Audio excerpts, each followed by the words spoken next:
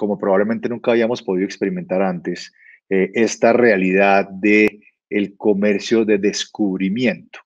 Y me encantaría poder estar en vivo con ustedes hoy para hacerles la pregunta: ¿cuántos de ustedes han encontrado, podrían decir que los productos los están encontrando a ustedes en su vida digital? Y yo pensaría que muchos van a levantar la mano, porque la verdad es que estamos en un mundo en donde más que nosotros buscar los productos nos están encontrando a nosotros de una manera muy inteligente. Por eso mi conversación hoy se llama El crecimiento en una era de predicciones, porque dada la madurez del ecosistema digital y la madurez de las tecnologías que tenemos a nuestra disposición, la predicción es algo que pasó de ser una innovación tecnológica hace unos 3 4 años a ser hoy nuestro día a día, como lo vamos a ver durante la mañana. Y esta es la primera pregunta. ¿Alguna vez han visto ustedes un producto en Facebook, en Instagram, que haya despertado su interés y que sea una marca de la que nunca habían oído hablar? Yo creo que los quisiera poner a pensar un rato y les cuento mi experiencia personal. Mi experiencia personal, eso me pasa muy frecuentemente. Y el otro día vi una marca de ropa colombiana absolutamente espectacular, eh, con unos precios muy importantes, muy fáciles, digamos, muy baratos, pero además un diseño muy lindo, una historia muy bien contada. Eh, y la verdad es que, pues, compré un saco azul y yo tengo 1 millón de sacos azules y no necesitaba ningún saco azul y no conocía la marca, pero cuando veo que me llega y me llega de una manera constante, consistente, con una historia muy bonita, además una marca que soporta el medio ambiente, una marca local, pues como que se juntan todas las variables para terminar comprándola. Y la verdad es que hoy por hoy la posibilidad de comprar fácilmente a través de cualquier anuncio, cualquier publicidad que llegue a través de Facebook e Instagram hace que sea muy fácil hacerlo. Eh, entonces, la pregunta para empezar la conversación es: ¿cuál es la oportunidad para las marcas? Si sabemos que todo el mundo está aquí hoy, ¿cómo hacemos para que las marcas aprovechen esa oportunidad del discovery commerce, del comercio de descubrimiento? Y eso es un poco la conversación que queremos tener con ustedes en esta mañana. Y hay, digamos que, tres grandes, digamos, conceptos que queremos conversar con ustedes, porque realmente durante el año pasado los cambios que se produjeron fueron radicales en la manera como vivimos, en la manera como nos comunicamos, y de la manera como compramos también. Eso es fundamental. Y por supuesto, este es un nuevo mundo que no es solo para consumidores, es un mundo para las marcas, para los anunciantes, para los profesionales del marketing, que la gente que no estaba en línea antes ya está en línea. Si no estaba la logística antes, hoy sí está. Y hoy tenemos, la verdad, que maximizar esta capacidad. Entonces, hay tres componentes importantes de los que vamos a hablar hoy. Un primer componente es cómo se están comportando las audiencias hoy, que hacen que este tema del comercio del descubrimiento y el comercio en la hora de la predicción sea una realidad. Y es que nuestro comportamiento cambió. Y al entender un poco nuestro comportamiento, vamos a poder continuar este proceso. El segundo tema es cómo desafiamos las convenciones de la compra, cómo comprábamos antes de una manera y hoy compramos de otra manera como consumidores, y eso es importante que las marcas lo entiendan. Y tercero, ¿cuáles son esas oportunidades que nos generan los dos primeros?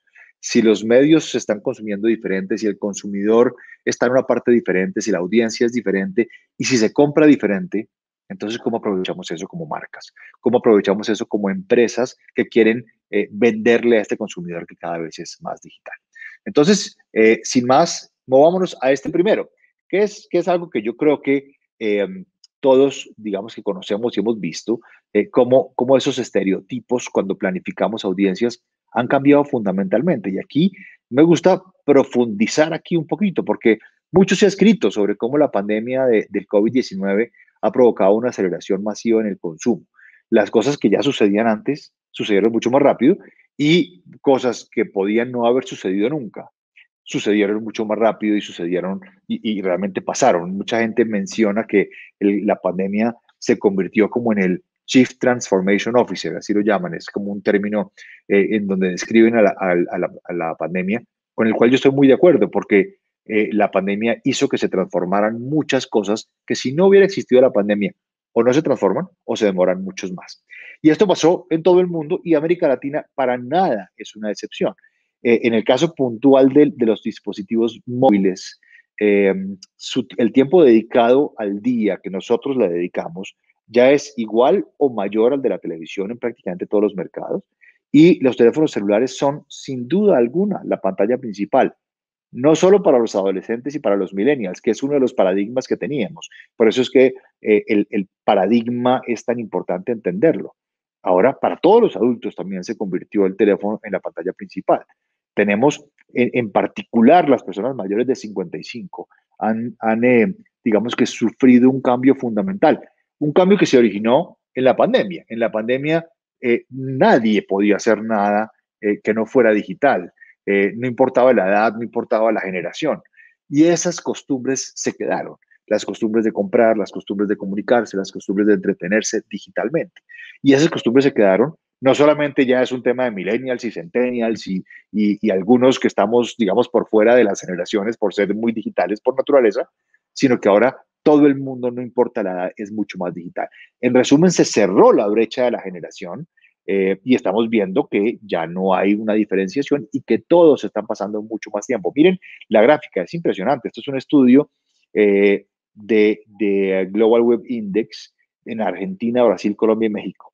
Y fíjense que el tiempo promedio dedicado por día en horas pasó de 2 horas a más de 5 horas en el teléfono celular en 7 años, del 2013. Y si hacemos esto un poco más corto en el tiempo, vamos a ver que esto pues se aumentó de una manera radical en los últimos 2 años.